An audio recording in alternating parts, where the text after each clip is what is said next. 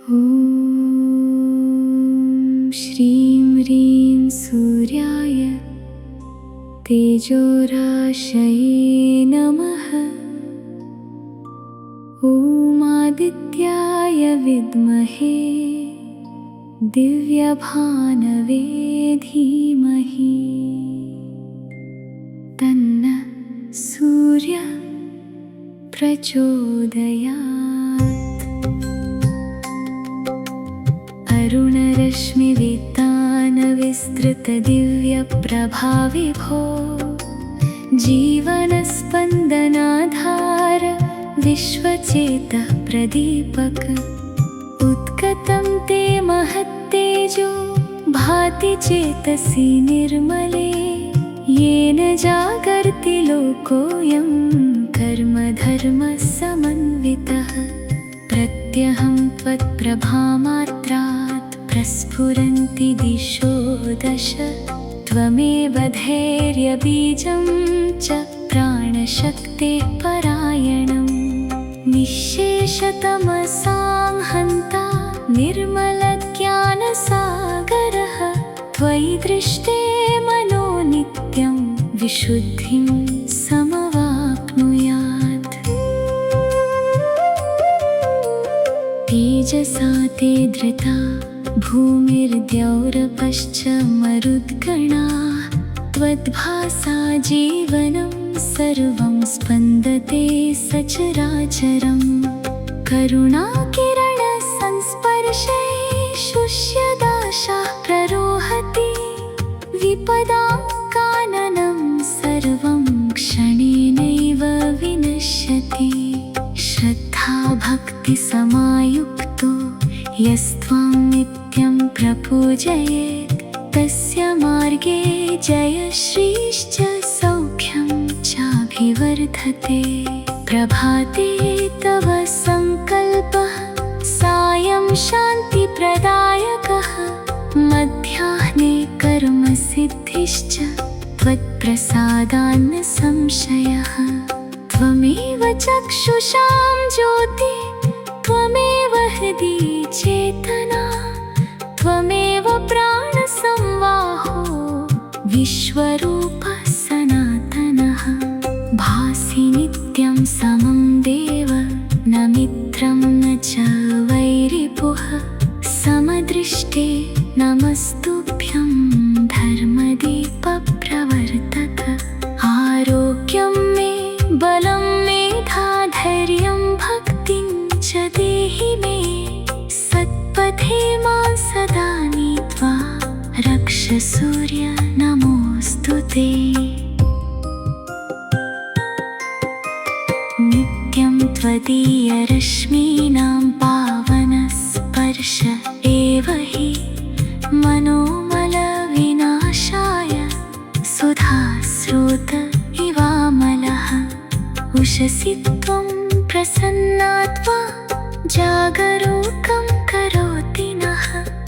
आलस्यस्य विनाशाय प्रेरको लोकजीवने।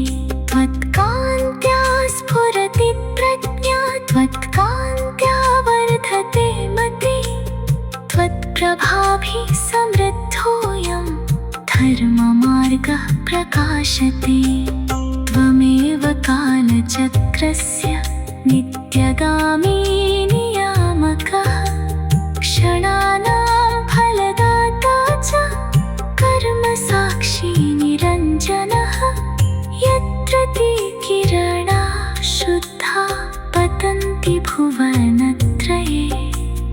तत्र श्रीर्वर्धति नित्यं शान्तिरानन्द एव च। सुवर्णवर्णदीप्ताङ्ग दिव्यभानोदयानिधे। हृदये मे सदा वासं कुरु भक्ति प्रवर्धनम्। अज्ञानघनसङ्घातं भिन्दि तेजोमय प्रभो। विवेकदीपमुद्दीप्य मार्गं सत्यस्य दर्शय। न मे राज्यं न वैभोगान् न च काम्यं महद्धनं। त्वत्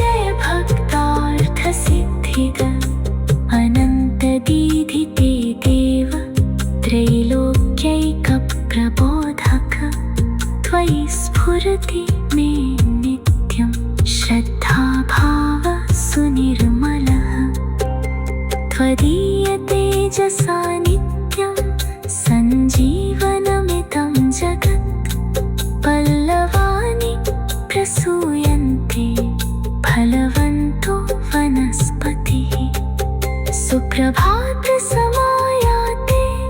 त्वन्नाम प्रथमं स्मरे ततो मे सफलं सर्वं कर्म भवतु सर्वदा शीतवातप्रकोपेषु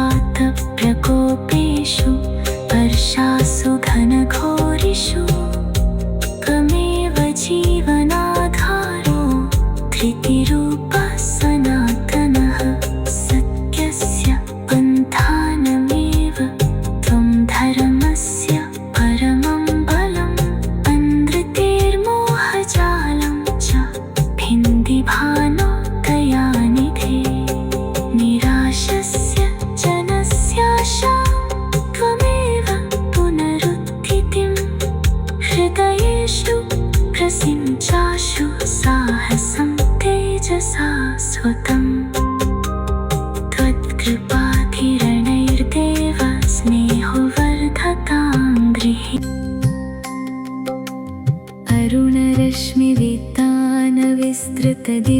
अरुणरश्मिवितानविस्तृतदिव्यप्रभाविभो जीवनस्पन्दनाधार विश्वचेतः प्रदीपक उत्कतं ते महत्तेजो भाति चेतसि निर्मले येन जागर्ति लोकोऽयं कर्मधर्मसमन्वितः प्रत्यहं त्वत्प्रभामात्रात् प्रस्फुरन्ति दिशो दश त्वमेव धैर्यबीजं च प्राणशक्तेः परायणम् निःशेषतमसां हन्ता निर्मलज्ञानसागरः त्वयि दृष्टे मनो नित्यं विशुद्धिं समवाप्नुयात् तेजसा ते धृता भूमिर्द्यौरपश्च मरुद्गणाः त्वद्भासा जीवनं सर्वं स्पन्दते सचराचरम् करुणाकिरणसंस्पर्शे शुष्यदाशाः प्ररोहति विपदां काननं सर्वं क्षणेनैव विनश्यति श्रद्धाभक्तिसमायुक्तो यस्त्वां नित्यं प्रपूजयेत् तस्य मार्गे जयश्रीश्च सौख्यं चाभिवर्धते प्रभाते तव सङ्कल्पः सायं शान्तिप्रदायकः मध्याह्ने कर्मसिद्धिश्च त्वत्प्रसादान्न संशयः त्वमेव चक्षुषां ज्योति त्वमेव हृदि चेतना त्वमेव प्राणसंवाहो विश्वरूपः सनातनः भासि नित्यं समं देव न मित्रं न च वैरिपुः समदृष्टे नमस्तुभ्यं धर्मदीपप्रवर्तक आरोग्यं मे बलं मेधा धैर्यं भक्तिं च देहि मे सत्पथे मां सदा नीत्वा रक्ष सूर्य नमोऽस्तु ते नित्यं त्वदीयरश्मीनां पावनस्पर्श एव हि मनोमलविनाशाय सुधास्रोत इवामलः उषसि त्वं प्रसन्नात्वा जागरूकं करोति नः आलस्यस्य विनाशाय प्रेरको लोकजीवने त्वत्कान्त्या स्फुरति प्रज्ञा त्वत्कान्त्या वर्धते मति त्वत्प्रभाभिः समृद्धोऽयं धर्ममार्गः प्रकाशते त्वमेव कालचक्रस्य नित्यगामी नियामकः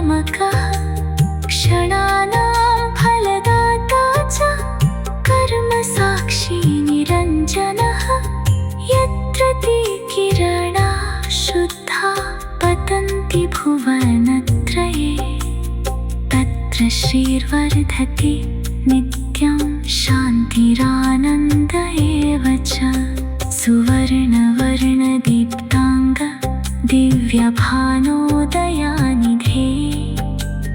हृदये मे सदा वासं कुरु भक्ति प्रवर्धनम् अज्ञानघनसङ्घातं भिन्दि तेजोमय प्रभो विवेकदीपमुद्दीप्य मार्गं सत्यस्य दर्शय न मे राज्यं न वैभोगान् न च काम्यं महद्धनं त्वत्पादाम्बुजभक्तिं मे देहि नित्यं दिवाकर यावत् सूर्यप्रभां दद्यात् यावदाकाशमण्डलं तावत् भक्तिर्मम त्वयि निश्चला सततं भवेत् जय जय दिव्यभानो त्वं जय लोकैकजीवन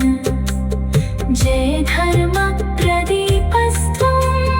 जय भक्तार्थसिद्धिद अनन्तदीधिते देव त्रैलोक्यैकप्रबोधक त्वयि स्फुरति मे नित्यं श्रद्धाभावः सुनिर्मलः त्वदीयतेजसा नित्यं सञ्जीवनमिदं जगत् पल्लवानि प्रसूयन्ते फलवन्तो वनस्पतिः सुप्रभातसमायाते त्वन्नाम प्रथमं स्मरे ततो मे सफलं सर्वं कर्म भवतु सर्वदा शीतवातप्रकोपेषु वर्षासु घनघोरिषु त्वमेव जीवनाधारो धृतिरूपः सनातनः सत्यस्य पन्थानमेव त्वं धर्मस्य परमं बलम् अन्धृतेर्मोहजालं च भिन्दि भानोदयानिधे निराशस्य जनस्याशां त्वमेव पुनरुत्थितिं हृदयेषु प्रसिञ्चाशु साहसं तेजसा स्वतम् त्वत्कृपाधिरणैर्देव स्नेह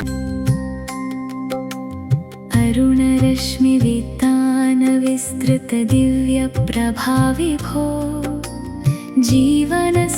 जीवनस्पन्दनाधार विश्वचेतः प्रदीपक उत्कतं ते महत्तेजो भाति चेतसि निर्मले येन जागर्ति लोकोऽयं कर्मधर्मसमन्वितः प्रत्यहं त्वत्प्रभामात्रात् प्रस्फुरन्ति दिशो दश त्वमेव धैर्यबीजं च प्राणशक्तेः परायणम् निःशेषतमसां हन्ता निर्मलज्ञानसागरः त्वयि दृष्टे मनो नित्यं विशुद्धिं समवाप्नुयात्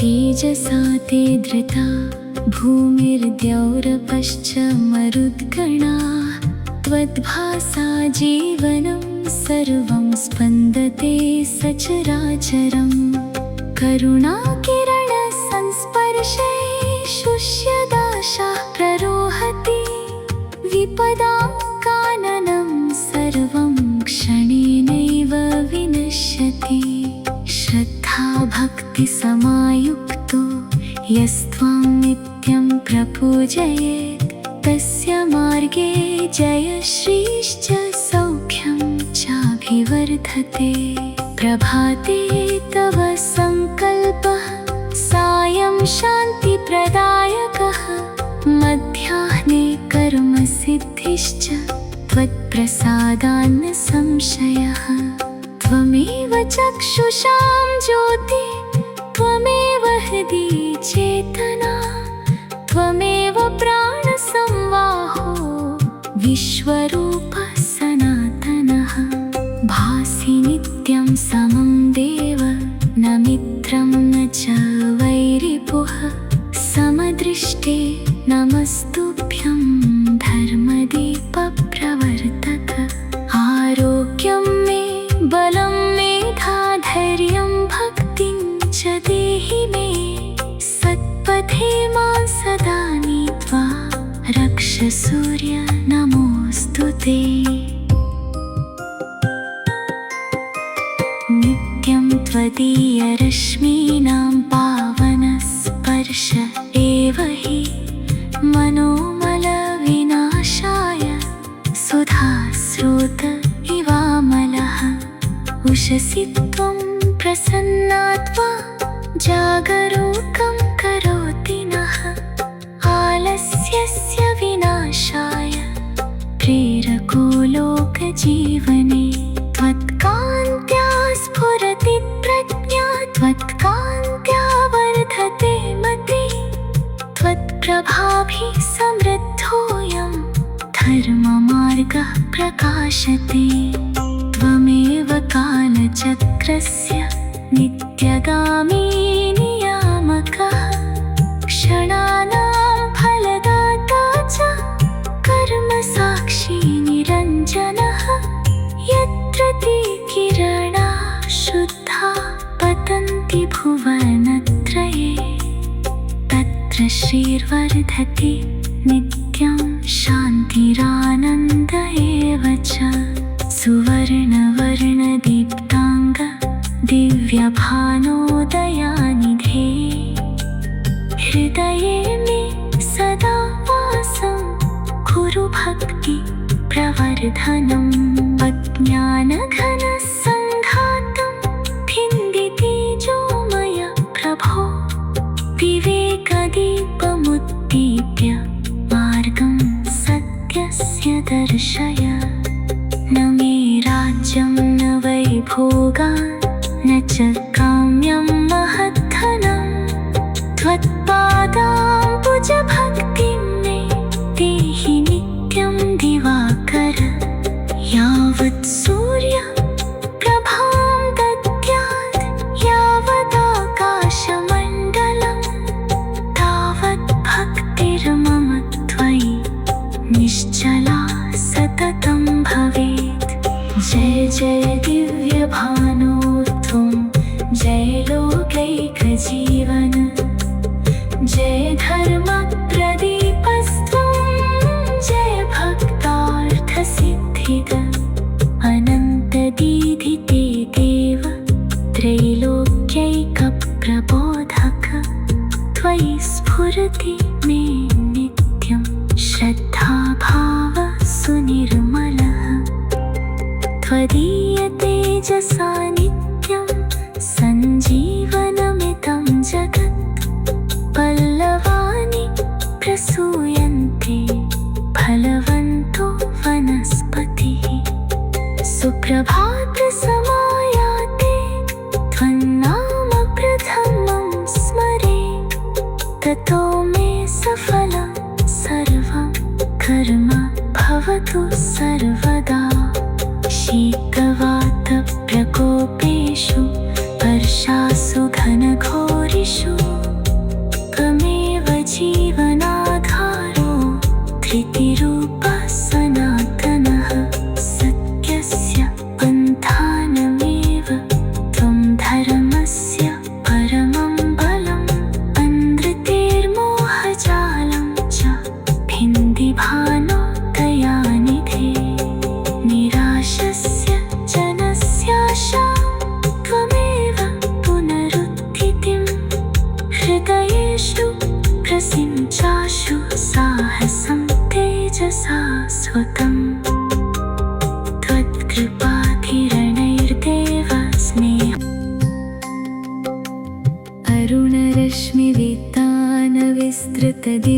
अरुणरश्मिवितानविस्तृतदिव्यप्रभाविभो जीवनस्पन्दनाधार विश्वचेतः प्रदीपक उत्कतं ते महत्तेजो भाति चेतसि निर्मले येन जागर्ति प्रभवति लोकोऽयं कर्मधर्मसमन्वितः प्रत्यहं त्वत्प्रभामात्रात् प्रस्फुरन्ति दिशो दश त्वमेव धैर्यबीजं च प्राणशक्तेः परायणम् निःशेषतमसां हन्ता निर्मलज्ञानसागरः त्वयि दृष्टे मनो नित्यं विशुद्धिं समवाप्नुयात्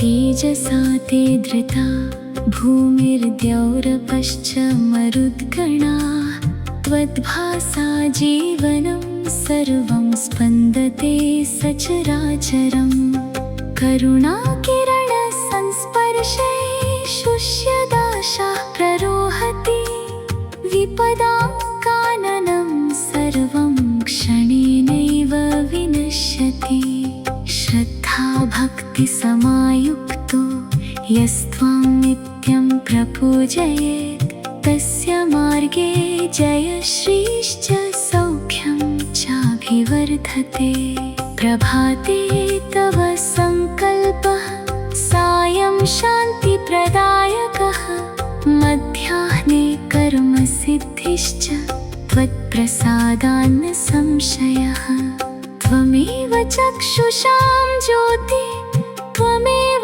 हृदि चेतना त्वमेव प्राणसंवाहो विश्वरूपः सनातनः भासि नित्यं समं देव न मित्रं न च वैरिपुः समदृष्टे नमस्तुभ्यं धर्मदीपप्रवर्तक आरोग्यं मे बलं मेधा धैर्यं भक्तिं च देहि मे सत्पथे मां सदा नीत्वा रक्ष सूर्य नमोऽस्तु ते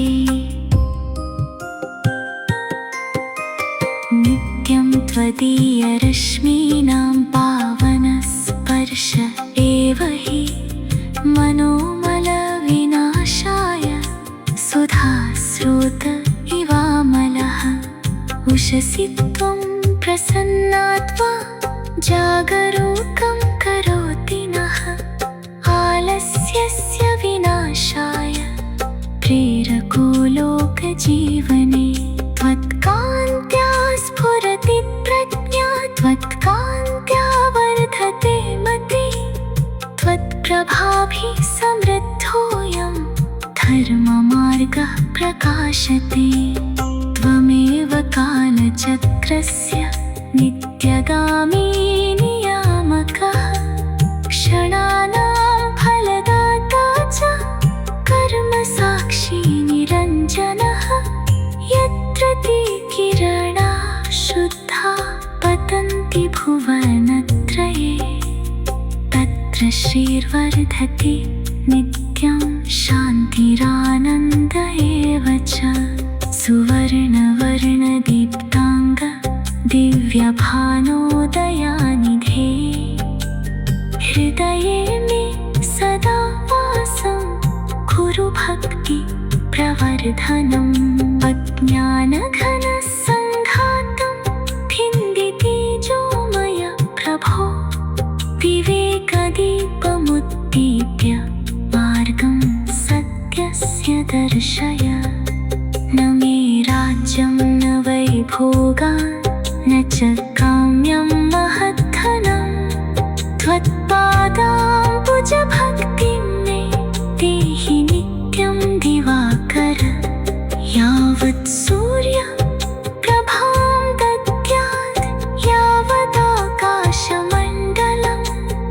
तावत् भक्तिर्मम त्वयि निश्चला सततं भवेत् जय जय दिव्यभानो त्वं जय लोकैकजीवन जय धर्मप्रदीपस्त्वं जय भक्तार्थसिद्धिद अनन्तदीधिते देव त्रैलोक्यैकप्रबोधक त्वयि स्फुरति मे नित्यं श्रद्धाभावः सुनिर्मलः तेजसा नित्यं सञ्जीवनमिदं जगत् पल्लवानि प्रसूयन्ते फलवन्तो वनस्पतिः सुप्रभातसमायाते त्वन्नाम प्रथमं स्मरे ततो मे सफलं सर्वं कर्म भवतु सर्वदा शीतवातप्रकोपेषु वर्षासु घनघोरिषु त्वमेव जीवनाधारो धृतिरूपः सनातनः सत्यस्य पन्थानमेव त्वं धर्मस्य परमं बलम् अन्धतेर्मोहजालं च भिन्दि भानो दयानिधे निराशस्य जनस्याशा त्वमेव पुनरुत्थितिं हृदयेषु प्रसिञ्चाशु साहसं तेजसा स्वतम्